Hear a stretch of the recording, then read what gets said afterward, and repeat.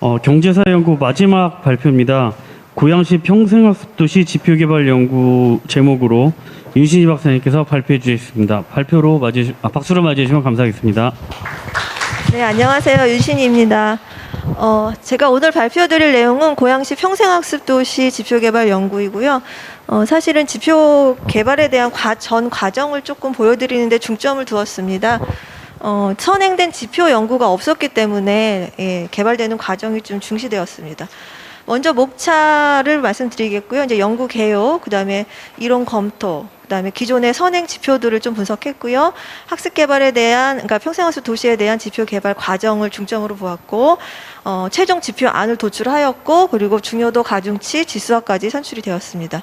고양시 평생학습 도시 지표 구축 및 활용 방안으로 과제는 마무리하였습니다. 시간 관계상 이제 앞부분은 간단하게 좀 스킵하고 간단하게만 설명드리고 넘어가도록 하겠습니다. 먼저 본 연구의 목적은, 죄송합니다.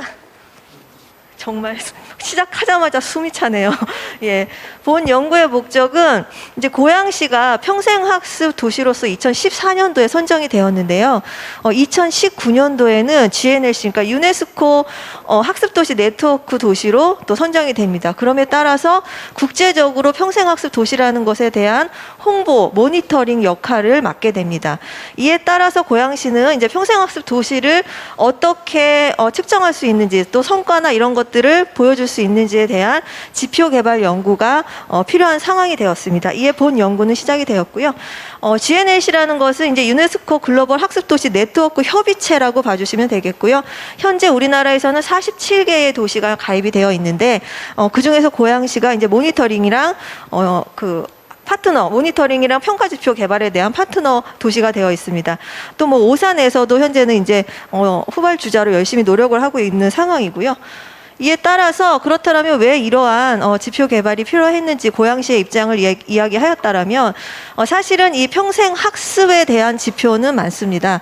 평생학습 지정 지표, 평생학습 도시 인정 지표, 재지정 지표, 이런 것들은 많고 성과 지표 이런 것들은 많으나 평생학습 도시에 대한 지표는 없습니다.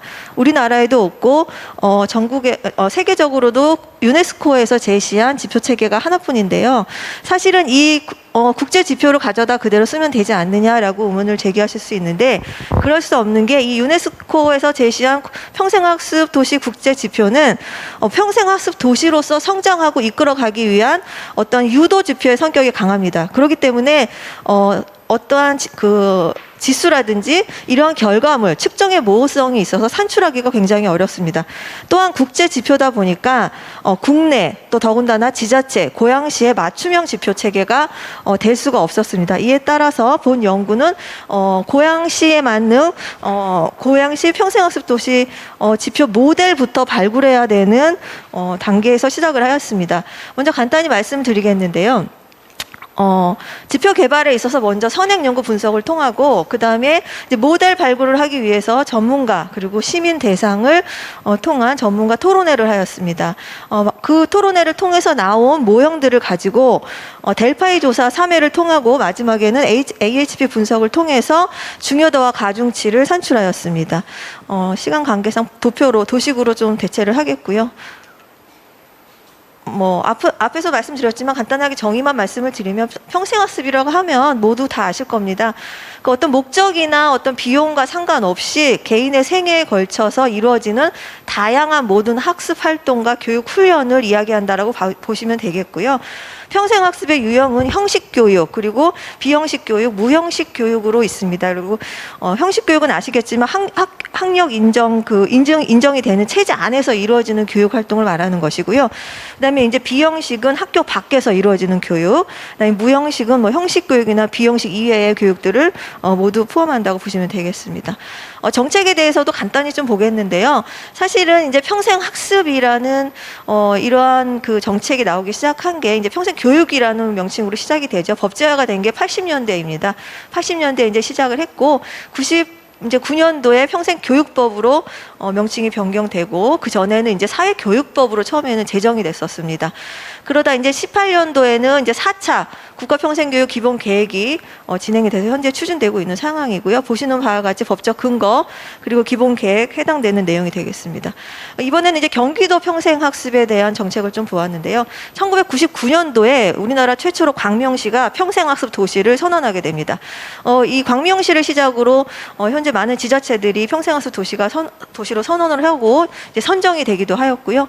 이제 보시는 바와 같이 이제 2020년도에 오면은 경기도 평생학습 대상 조례 제정 및 운영에 대한 조례가 제정이 되었습니다. 이제 보시는 바와 같이 조직도는 같습니다. 그렇다면 이제 고양시는 평생학습 정책을 어떻게 수행해 왔는지 간단하게 보았는데요. 말씀드린 것처럼 2013년도에 이제 글로벌 유네스코, 그러니까 GNLC가 만들어졌고 출범을 했고요. 그에 따라서 이제 2014년도에 고양시 평생학습 도시 신청을 하고 또 이에 대한 선정이 되었습니다. 16년도에 네트워크 가입 도시로 가입을 하였고 19년도에 이제 가입한 도시들 중에 고양시는 모니터링 평가 분야의 리더 도시로 선정이 되었습니다. 그리고 올해 이제 고양시 평생학습 도시 지표 개발 연구를 추진하고 있는 상황입니다. 이제 지표 개발 과정에 대해서 본격적으로 말씀을 드리겠는데요. 먼저 크게 지표 개발은 이제 기존의 선행 연구를 토대로 검토하였는데 이제 시간 관계상 내용이 많아서 선행 연구 파트는 제가 뺐는데 선행 연구는 평생학습 관련된 모든 지표를 분석하였고요. 그다음에 도시 관련된 지표도 분석을 하였고요. 각종 사회 관련 지표들도 분석을 하였습니다. 그리고 각종 주제별 지표들도 분석을 하여서 해당되는 모든 지표들을 좀 추출을 하고 본 연구를 출발하였습니다. 먼저 이제 지표 개발에 있어서는 측정도구 1과 측정도구 2 이렇게 나눠서 좀 구분을 해서 볼 수 있겠는데요. 측정도구 1에 해당되는 것은 FGI가 되겠고요. 2에 해당되는 것은 델파이 조사와 AH 분석이 해당이 되겠습니다. FGI 같은 경우는 그룹을 전문가, 정책 수행가, 그다음에 평생학습사, 그다음에 교수 집단, 그리고 시민 집단을 토대로 평생학습 지표 개발을 위한 FGI를 수행을 하게 됩니다. 이에 따라서 모델을 발굴하고요. 그다음에 델파이 같은 경우는 이제 모델을 통한 초안이 나오게 되면 그 초안을 가지고 지표 수정 작업을 하게 됩니다. 그리고 그에 대한 중요도와 가중치도를 산출하게 됩니다. 먼저 FGI의 목적입니다. 평생학습도시 지표 모델 발굴 및 그다음에 델파이 적용 지표 체계 토대 마련을 위한 작업으로 봐주시면 되겠고요. 1단계로는 말씀드린 것처럼 지표들에 대한 검토, 6단계까지 제가 사실은 앞에서 다시 설명을 드린 단계라고 봐주시면 되겠고요. 이런 과정을 통해서 마지막에 최종 지표와 중요도와 가중치를 산출하였습니다. FGI는 우선 3단계에 걸쳐서 진행이 되었고요. 말씀드린 집단별로 해당 대상별로 보시는 바와 같이 대상 구성은 되어 있습니다. 조사 내용입니다. 먼저 평생학습 도시와 고양시에 대해서 토론회를 하였고요. 두 번째 주제는 유네스코 평가 지표를 우리 시에 국내에 어떻게 적합하게 적용할 수 있는지를 좀 보았고요. 그 다음은 이제 고양시 평생학습 평가 지표를 어떻게 그럼 추출하면 될지도 보았고, 평가 지표를 측정하고 이에 따른 활용 방안은 어떻게 가져갈지에 대해서도 보았습니다. 시민집단 FGI인데요. 시민들에게는 전문가들에게 물어본 내용을 동일하게 토론을 할 수 없었기 때문에 평생학습 도시에 대한 시민들의 인식, 그리고 고양시 시민들이 평가할 수 있는 평생학습 도시로서의 지표를 추출하였고요. 고양시에 바라는 사항을 마지막에 전반적으로 물어보았습니다. 이러한 FGI를 통해서 그 기존의 국제 지표로 유네스코 지표로 나와 있는 지표 체계가 무슨 문제가 있고 왜 고양시에 적용하기 어려운지를 좀 발굴했는데요. 일단 가장 큰 거는 측정의 광범위성입니다. 측정할 수 있는 범위가 광범위하게 설정되어 있어서 이 지자체에는 적용하기가 굉장히 어려운 상황이었고요. 그리고 사실상 정성평가 위주의 지표들이 굉장히 많기 때문에 정량적인 지표 체계로는 미약하였습니다. 그리고 이런 지표들의 관계들이 인과관계가 너무 모호한 상황이었고요. 그리고 측정 항목 간의 서로 간의 배타성도 좀 취약한 상황이었습니다. 가장 중요한 측정이 너무 추상적이었다라는 점입니다. 그리고 이제 마지막으로는 지표를 활용하기가 어렵고 지속적으로 모니터링하기가 어려웠다라는 문제점을 발굴하였습니다. 이러한 FGI를 통해서 발굴한 모델 6가지가 됩니다. 일단 첫 번째 모델 같은 경우는 성과 평가를 중심으로 할 수 있는 모델 체계로 발굴을 하였고요. 두 번째 같은 경우는 시민 집단 지자체, 그러니까 평생학습을 주도하는 주관기관과 이것을 받는 수혜자 집단을 중심으로 설계된 모델이고요. 마지막은 이제 지역의 공동체를 목표로 간다라는 목표하에 설정된 모델이었습니다. 그리고 이거 빨간 박스로 쳐놓은 걸 보시면 이 빨간 박스의 모델은 이 위에 3가지들이 다 종합화되었다고 보시면 되고, 사실은 평생 학습에 대한 지표뿐만이 아니라 도시로서 어떻게 그런 평생 학습을 통해서 그 결과로 도시가 얼마만큼 성장해 가느냐, 그리고 그곳에 사는 시민들이 얼마만큼 역량이 강화되느냐를 보는 것이 평생 학습 도시의 지표이기 때문에 그런 것들을 모두 내용적으로 녹아내린 것들이 이 3가지의 모델이 됩니다. 따라서 연구자는 요 3가지의 모델을 수렴하여서 종합적인 최종 모델을 발굴하게 됩니다. 이 모델은 이제 초안이기 때문에 마지막 모델과는 다릅니다. 이 초안을 시장으로 또다시 3단계의 델파이 조사를 통하고 AHP 분석을 통해서 최종 지표가 완성되게 되었습니다. 처음에는 이제 평생학습 도시로서의 출발, 그다음에 도시로서의 이행, 평생학습 도시로서의 유도, 학습 도시로서의 성장이라는 어찌 보면 선형적이고 평이한 구조를 가진 목표 체계로 좀 설정이 되었었는데요. 이 부분이 전반적으로 다 개선이 되었습니다. 그 하위에 대영역이 있겠고 그다음에 이제 차원이 있겠는데요. 도식으로 보시니까 제가 하나하나 읊지는 않겠습니다. 이 모델을 통해서 1초안입니다. 총 평생학습 도시 4개의 목표, 그 아래 대영역, 또 그 아래 하위 영역, 그렇게 33개의 영역으로 구성이 되어 있고요. 이 아래에는 이제 세부 지표가 한 100여 개 정도가 당초에 구성이 되어 있었습니다. 이 초안을 토대로 다시 전문가 집단과 시민 집단에게 델파이 조사를 수행하였습니다. 보시는 바와 같이 조사 대상, 방법, 항목, 일시, 수집 도구까지 나와 있고요. 그다음에 이제 실사 설계 같은 경우도 단계별로 나와 있습니다. 이 응답자 특성은 자료로 대체하겠습니다. 자, 이제 보시면 알겠지만 3단계에 걸쳐서 지표가 이제 목표가 변경이 되는데요. 그리고 지표 체계를 일단 투입 변수와 매개 변수, 결과 변수라는 구분을 좀 하여 보았습니다.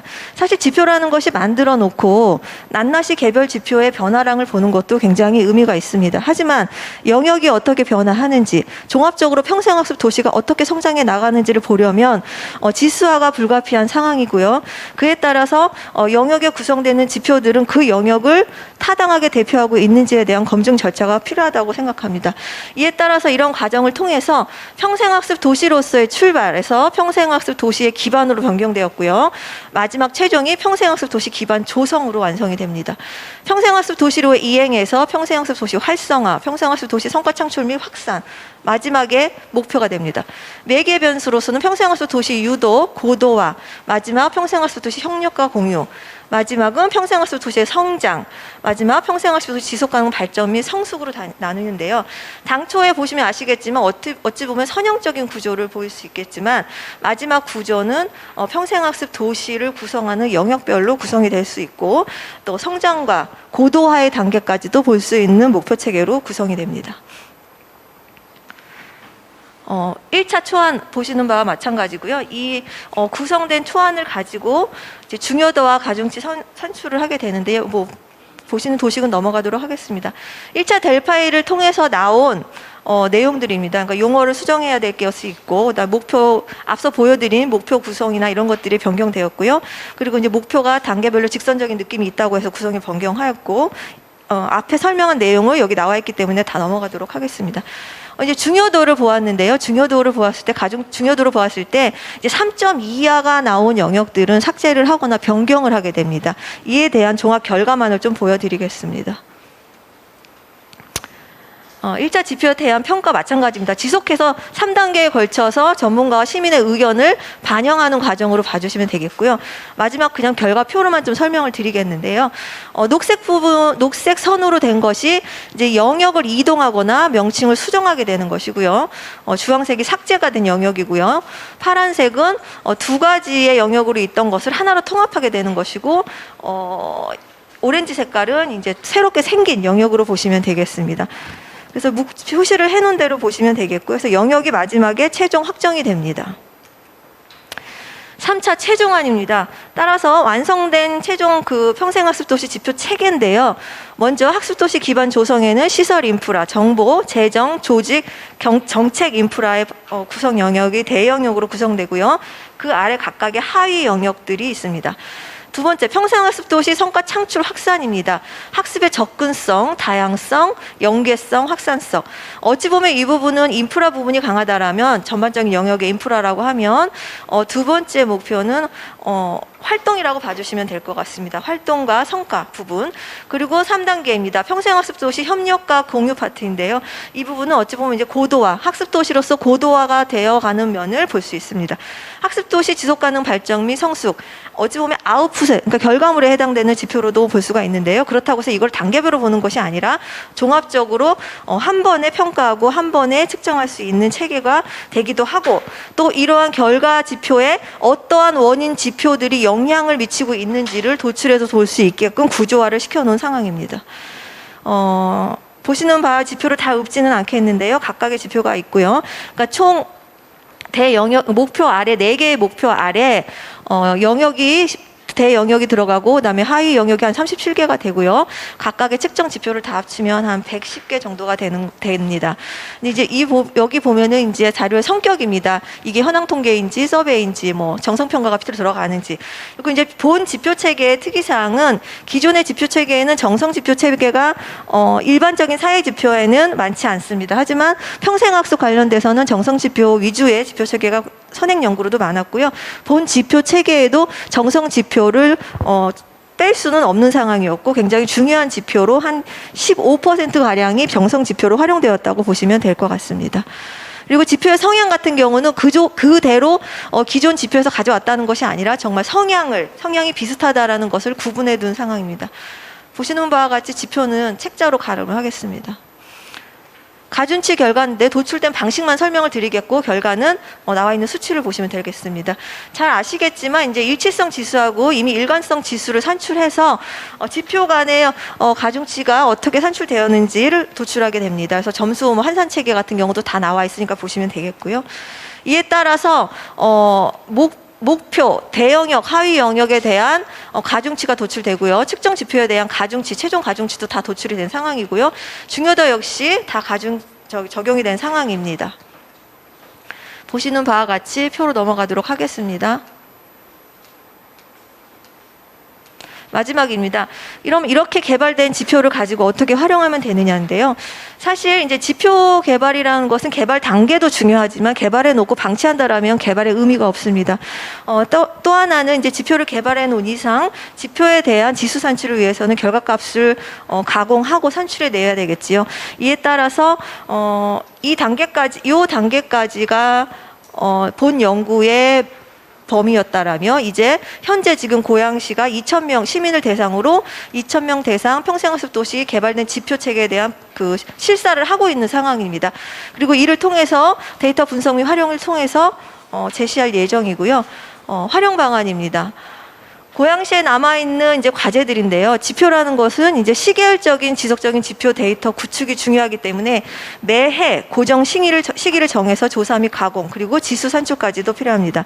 또 하나 지수는 무턱대고 다 산출하는 것보다는 가장 중요한 지수를 선별하고 그 지수만을 산출해서 지속적으로 모니터링하는 것이 필요하다라고 판단합니다. 또 하나는 지표 개발을 한번 해놓고 나서 묵히는 것이 아니라 이 연구 결과와 성과들을 공유하고 확산하는 과정이 필요합니다.